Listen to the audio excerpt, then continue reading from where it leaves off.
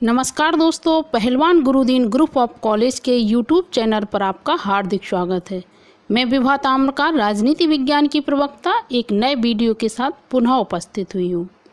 यदि आपने हमारा चैनल अब तक सब्सक्राइब ना किया हो तो प्लीज़ सब्सक्राइब करें, शेयर करें, लाइक ज़रूर करें और बेल आइकन बटन दबाना ना भूलें, जिससे हमारी सारी नोटिफिकेशन आपके पास सबसे पहले पहुँचें। पिछली वीडियो में मैंने गुट निरपेक्ष से संबंधित चर्चा की थी।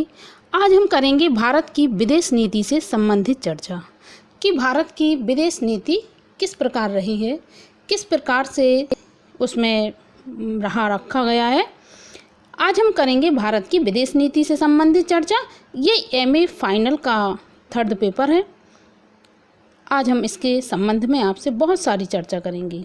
जैसे वर्तमान युग अंतर्राष्ट्रीय का युग है, वर्तमान युग अंतर्राष्ट्रीयता का युग है। विज्ञान की तीव्र विकास ने संपूर्ण विश्व को एक इकाई का रूप दे दिया था।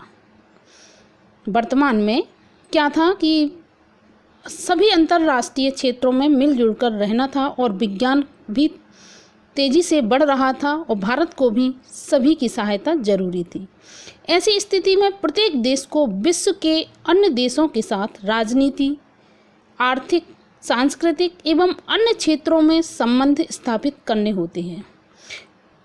सभी देशों को विश्व से सहायता चाहिए थी और सभी को अपने राजनीतिक, आर्थिक, सांस्कृतिक एवं अन्य क्षेत्रों में संबंध स्थापित करना था। विश्व के विभिन्न देशों, अंतर्राष्ट्रीय संगठनों, अंतर्राष्ट्रीय गतिविधियों तथा आंदोलनों एवं अंतर्राष्ट्रीय समस्याओं के प्रति एक देश का जो दृष्टिकोण होता है, उस समस्त दृष्टिकोण को सामूहिक रूप से विदेश नीति कहा जाता है। भारत विश्व में विस्तृत भूभाग एवं विशाल जनसंख्या वाला देश था। भारत की विदेश नीति का विश्व राजनीति पर गहरा प्रभाव पड़ता है, क्योंकि भारत जनसंख्या के आधार पर भी बहुत बड़ा देश है और भूभाग के आधार पर भी है और इसका विश्व पे बहुत प्रभाव था विदेश नीति से। आइए हम पढ़ते हैं भारत की विदेश नीति के उद्देश्य क्या क्या थे।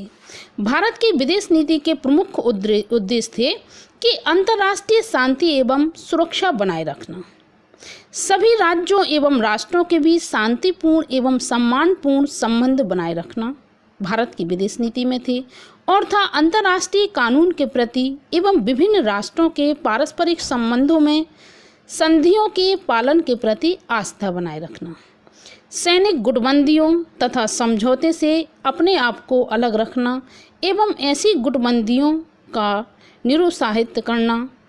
फिर था उपनिवेशवाद तथा साम्राज्यवाद का विरोध करना, क्योंकि भारत उपनिवेश और साम्राज्यवाद से जूझ के ही आया था। 1947 में जब स्वतंत्र हुआ भारत, तो इससे पहले एक साम्राज्यवाद की ही नीति ब्रिटिश सरकार की थी, तो वह इसका साम्राज्यवाद का भारत विरोध करता था। भारतीय विदेश नीति के महत्वपूर्ण उद्देश्य सिद्धांतों का उल्लेख भारतीय संविधान में नीति निर्देशक सिद्धांतों के अंतर्गत अनुच्छेद 51 में किया गया है। यही मार्गदर्शन सिद्धांत भारतीय विदेश नीति के उद्देश्यों का निर्धारण करता है। भारत की विदेश नीति की ऐतिहासिक पृष्ठभूमि पर चर्चा करते हैं। जैसे युद्ध उत्तर अंतर्राष्ट्रीय राजनीति का सबसे प्रमुख और दुर्भाग्यपूर्ण तथ्य विश्व का 2 गुटों में बंट जाना था। युद्ध होता था जब भारत अंतर्राष्ट्रीय स्तर पर 2 गुटों में बटा हुआ था।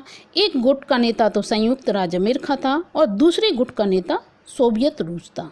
इन दोनों गुटों के बीच मतभेदों की एक ऐसी खाई पैदा हो गई थी और दोनों गुट एक दूसरों के विरोध में इस प्रकार सक्रिय थे कि इसे शीत युद्ध का नाम दिया गया था। विश्व में पहले 2 गुट थे, एक अमेरिका, एक सोवियत रूस। 1947 में जब भारत स्वतंत्र हुआ तो एशिया और विश्व में भारत की अत्यंत महत्वपूर्ण स्थिति को देखते हुए दोनों विरोधी गुटों ने देशों द्वारा भारत को अपनी ओर शामिल करने का प्रयास किया था, अमेरिका ने और सोवियत रूस ने। परंतु भारत के द्वारा अपने विवेकपूर्ण मार्ग का शीघ्र ही चुनाव किया था। भारत ने ये बहुत अच्छा डिसीजन जब लिया था कि हमें किसी गुट में शामिल नहीं होना, क्योंकि हम 1947 में स्वतंत्र हुए, हमें दोनों गुटों की सहायता जरूरी थी। यदि हम रूस के पक्ष में जाते तो अमेरिका हमसे रुष्ट होता, यदि अमेरिका के पक्ष में हम खड़े होते तो रूस विरोधी बन जाता, और जबकि भारत को अमेरिका की भी सहायता चाहिए थी और सोवियत रूस की भी। तो भारत ने यह डिसीजन लिया कि हमें किसी भी गुट में शामिल नहीं होना है, हमें दोनों ही शक्तियों की ज़रूरत है और हम अपनी आर्थिक और सामाजिक स्थिति को बदलना चाहते हैं। इसमें हमें दोनों देशों की सहायता आवश्यक है। तो इस प्रकार से भारत ने दोनों ही देशों में भाग न लेकर एक गुट निरपेक्षता की नीति अपनाई थी। आशा करती हूँ दोस्तों ये चैप्टर आपको पसंद आया होगा विदेश नीति से संबंधित। धन्यवाद।